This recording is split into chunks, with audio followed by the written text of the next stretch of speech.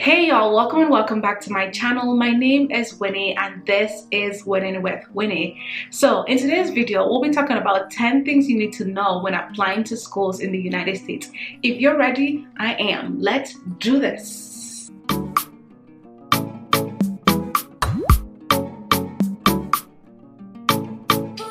Alright y'all, so the first thing you need to know is that you need to start applying early. A lot of schools have different requirements or different documentations that you need to provide, so you want to start this process really early as you can. So typically they have different universities, they have an application process, so they have like an application form you need to fill. A lot of them might require that you take an ACT or SAT examination. Or they also require like your high school transcript or your secondary school transcript. So those are just some of the documents. A lot of them even require like letters of references or recommendation letter basically from your professors or people that have worked with you before. Some of the times they also require like you need to write an essay or a POF. I think it's called a personal reference. Sorry, a personal letter, personal statement. What am I saying today, y'all? But yeah, so those are just some of the things that you might need to get ready. So it's good to kind of start these things earlier just so you're not stressed at the last minute. The second thing is just registering for different examinations. So like I already mentioned, some schools require that you take the SAT, ACT if you're in undergrad. Other schools require like the GMAT or the GRE. So you need to register early so that way you're able to kind of set time for yourself to study for this examination, because we don't want to fail in these streets. Like, it's expensive to take this exam and you don't want to take it over and over and over. So it's very important that you do that early. The third thing is make email your best friend. Like, if some people are like me, when I was in secondary school, I never used to check my email. I didn't even know, like, I don't know, like I never checked my email at all. But what you will notice is as you start applying to schools in the United States, like having a good email, especially if you're out of the country, and this way they're not able to always call you, call you on the telephone. But having your email, they'll always send you different emails on things you need to do. So making sure that you have your email on your phone, making sure that you're also checking your email regularly, I think is very, very important. Also, I think it's good to you need to be writing emails to different people. Write emails to people you've met, just to like even people you haven't met. Like, you could write emails to like your potential professor, just talking to them about maybe some of the research you've done. And I think, like, I'm speaking specifically for people who are doing like a master's degree or doctoral degree, reaching out to professors, reaching out to staff members, or reaching out to like the head of your program, stuff like that. Like, trying to make sure that you're building relationships with people, I think is very important. So your email is priority. Okay, y'all, so the next one I have is you need to be able to write, like I think I mentioned it a little bit roughly at the first point, but writing a good personal statement is very important. Like, a lot of schools look at that so much. So it's important to kind of take time to, typically what I do when I was writing my personal statement is first I look at the prompts. So a lot of universities will give you like a prompt, a title, like a description of what they want you to write about, and then you would base your essay, based on that prompt. So making sure, the first thing for me personally, I just like to write. Like, you just write down whatever idea comes to your brain, whatever you're like, oh, this doesn't make sense, just write it down. I think that's the first step, is just to get something on the paper, and then later you can now kind of go over it again, try to make sure that things make sense. You can make notes of like, okay, I want to move this up, I want to bring this down, and then you can now later you can focus on like your grammatical errors, trying to fix in all those like comma splices and all of those things. That's later.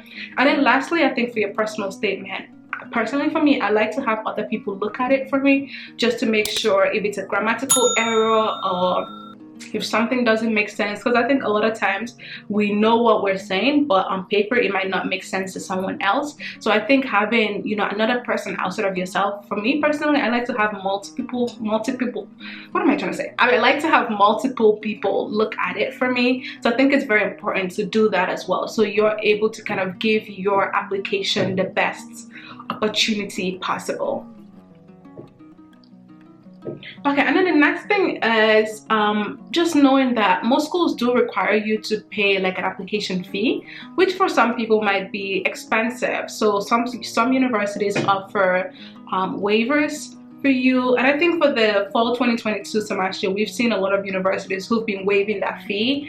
So that's something to consider. So if you're someone who you want to go to a university and they're not offering any waivers, you need to save for that. So just making sure that you're saving for those fees. And I think not only just the application fee, I think even for the visa fee as well, some people might not just have that money sitting in an account, so making sure that you're saving for that. And then nextly, the sixth one, I just want to say college is expensive. Like, y'all, I have done undergrad, so I have a bachelor's degree, I have a master's degree. It is expensive. So I think it's very important to look for scholarships.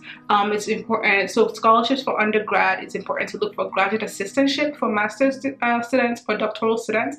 It can really, it would be nice to, you know, go to school and not have to bother, not have to stress every time tuition is due. You're jumping helter skelter trying to figure out, you know, what's next. So it's very important, I think, during the application process that you're considering schools that offer some sort of scholarship opportunity for you as well. I think it's also knowing like are you able to afford a university? Because I think one misconception I hear a lot of with international students is like, oh, once I land in the United States, I'll figure it out. I wouldn't do that. I don't advise that. I say apply to as many, you know, universities, as many scholarships as possible, so that way when you come here, you're assured. You have a paper that says blah blah blah, they're going to give you the scholarship. Because that way, I think it just gives you like more of a peace of mind. You don't have to be always stressed about finding funding. And I think funding is like one of the biggest like challenges for a lot of international students. So apply to as many scholarships or graduate assistantships as you possibly can find. All right, the next one I have on my number 7 is immigration is tough. Like, I think a lot of people, when they hear, oh, you know, you're living in the United States, they just think, people tell me, like, especially from my country, they'll be like, come on, take me. I want to come to the US as well. I'm just like, bro, I can't just come and take you to the US. Like, there is, you know, like, I'm not a citizen of the United States. So stuff like that, like, you could, I don't even think, even citizens, you can't just go and take someone and bring someone here. Like, there's steps, there's processes, and there's paperwork that you need to fill out. So immigration is tough, and I think even for international students, a lot of times you come here, you do your 4-year bachelor's, you do your 2 years of master's degree, or some people also do a doctoral degree. And then it's also tough to find a position, because a lot of us are looking for like companies or universities to sponsor like an H-1B, which is a work visa, and a lot of that is very tough. Like, a lot of times universities don't want to sponsor, so that could be another stress for a lot of people, and it's not very, like, it's not easy to get a green card here. So it's just tough. So just understand that immigration is tough. You're tougher, we're tougher as international people, but don't expect the road to be full of roses, because it's not. And also stop saying, come and take me to America. Do I look like, I'm like, what? Like, I can't just come and take you to the United States. But yeah, so immigration is it's a tough process to navigate. For a lot of people, it's very stressful, it's very depressing, but you've got this. All right, y'all, so I feel like that one brought people's energy down, so let me bring you guys back up a little bit. The next thing is you'll need a student visa. So student visas, like I already mentioned, it costs money as well. So typically after you've gotten, like, you've applied to the school, you've been accepted, all of that, they give you what is called an I-20. And that I-20 will now allow you to actually interview for like a visa, so a student visa. So to get the student visa, you still have to pay. There is a fee that you have to pay to get the student visa. So you pay your fee, and then there's a bunch of like different paperwork you have to take over to the embassy, and then at the embassy, that's when they'll tell you if you got the visa or if you do not. So just understanding that you also have to save for a student visa as well, because that's expensive. That takes money. All right, y'all, and then the next one I have, or what I feel like is kind of like my last one, is that you need to remember that college is a marathon. It's not a sprint. It's a lot of hard work, it's a lot of dedication, it takes a lot of commitment, but you've got this. I think just be sure to surround yourself with people who are empowering you, people who will help support you, not people who will bring you down. Like, you don't need, if people are always failing, you don't need to be around people who are failing. I think especially as international student, like, you have to do your, you need to strive to be better, to do better. So I think just making sure that you're surrounding yourself with people who are supportive of you, and also don't be afraid to use all the incredible amount of resources that exist. Like, there's so many resources.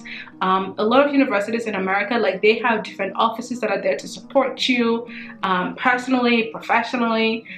Even mental support as well is very important. So just making sure that you're utilizing all the different resources. They don't have like tutoring services, so even if you're failing a class or you're not doing as well, like math, oh my gosh, yo, math was like my worst class ever.